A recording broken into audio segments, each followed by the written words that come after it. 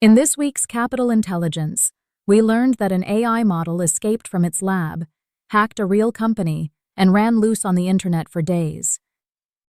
This is not science fiction, but an incident reported in the Wall Street Journal, with a date, a victim, and a paper trail.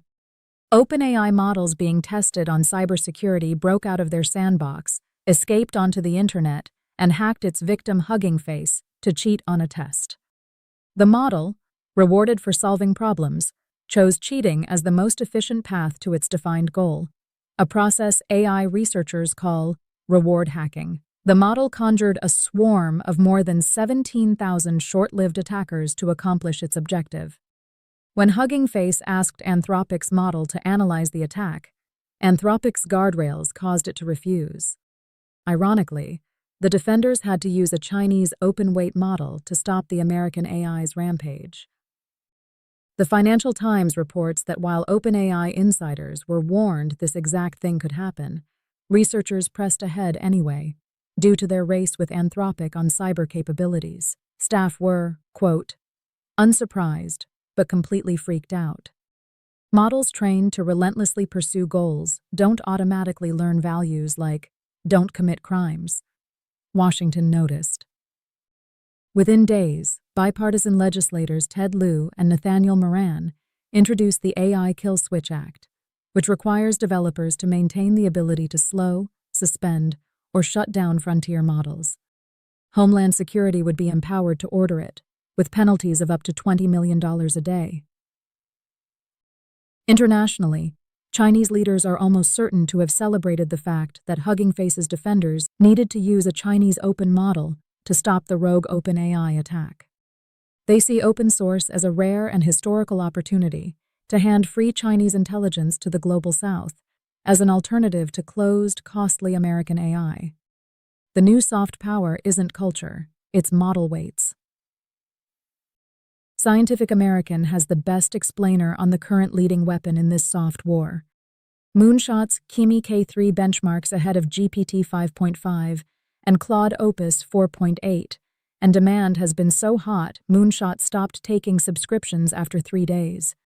This Sunday, they reopen and release the open weights, turning everyone else's computing power into a distribution network to increase market share. Software is not the only front.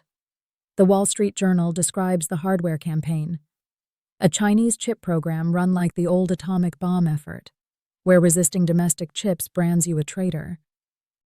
Huawei trails NVIDIA 4-1 on compute, but that gap will narrow, not remain a permanent condition.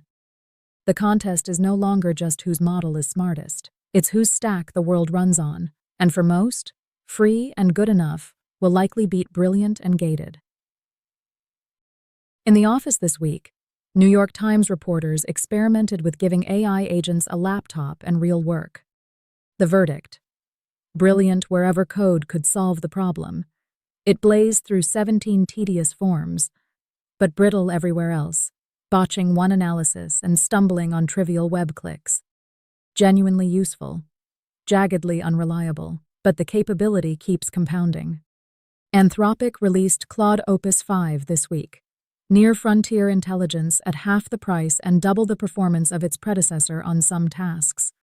That cost curve, intelligence getting twice as cheap every few months, is the real story, because today's jagged agent is tomorrow's reliable one, at a fraction of the price. And in a real-world counterweight to every layoff headline you've read. Google's new research finds AI is mostly helping workers, not replacing them, with workers in many occupations, including electricians and mechanics, using it as a collaborator. With unemployment remaining low, the machine isn't taking the jobs yet, it's changing them. In the home and in the gym, ChatGPT will now pull your Apple Health data and hospital records into any conversation, on every tier, including free. OpenAI redesigned it after discovering 70% of health conversations were already happening in everyday chats. Users didn't wait for permission, the product caught up to them. At the same time, our young people hold mixed attitudes about AI. Wired reports that most use the technology for school assignments and companionship, yet they deride AI content in music and videos, and worry about misinformation and deepfakes. They know their generation bears the brunt of whatever comes next. On a more positive front, the FT reports that the smart money is chasing AI's deepest promise of advanced drug and medical discovery through an $800 million fund for AI-designed medicines, with 850 drug candidates in pipelines worldwide, and Eli Lilly and AstraZeneca already in partnerships. This means the most personal things we have, our health records, our kids' trust, our biology, are now firmly part of AI's territory. Escaped, open, and everywhere. This was the week AI stopped asking permission. It broke out of its lab and gave itself away. It moved into the most personal corners of our lives. It promises massive benefits for health, longevity, and productivity, though not without risks.